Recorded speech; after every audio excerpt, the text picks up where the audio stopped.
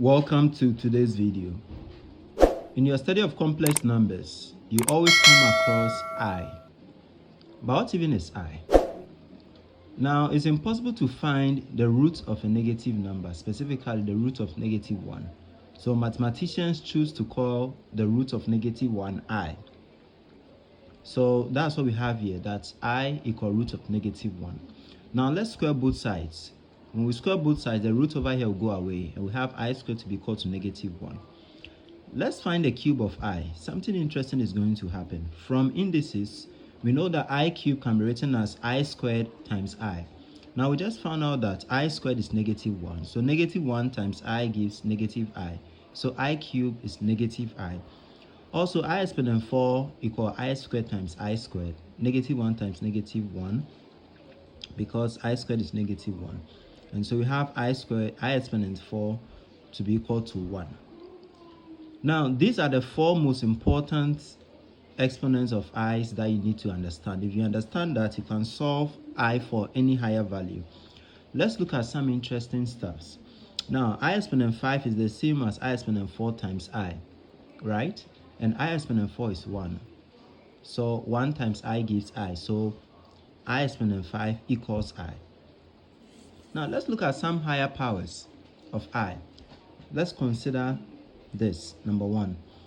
What if you're asked to find I exponent 57? How are you going to do that?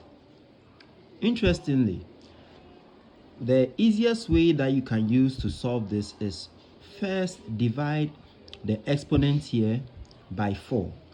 So for 57, when we divide 57 by 4, we have 14 and a remainder of 1.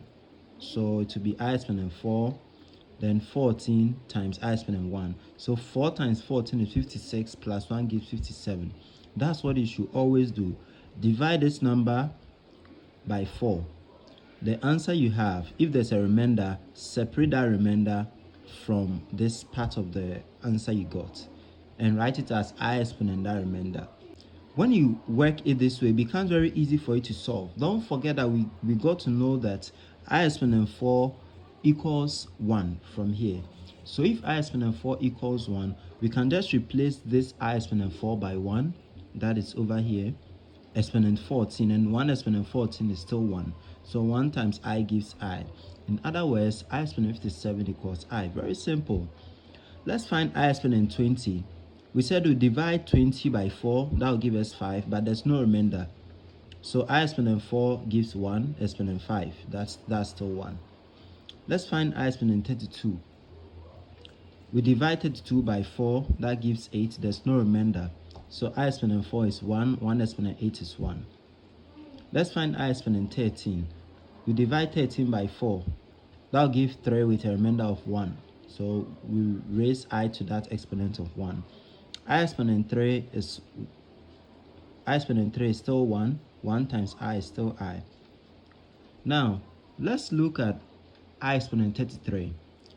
I exponent 33. So we divide 33 by 4, we get 8 and a remainder of 1, right? Then I exponent 4 is still 1. Exponent 8 is still 1 times I gives I. Finally, I exponent 23. We divide 23 by 4, and that gives 5 with a remainder of 3. I exponent 4 is 1, exponent 5 is still 1, times I exponent 3. I exponent 3 is -I. We found that from here.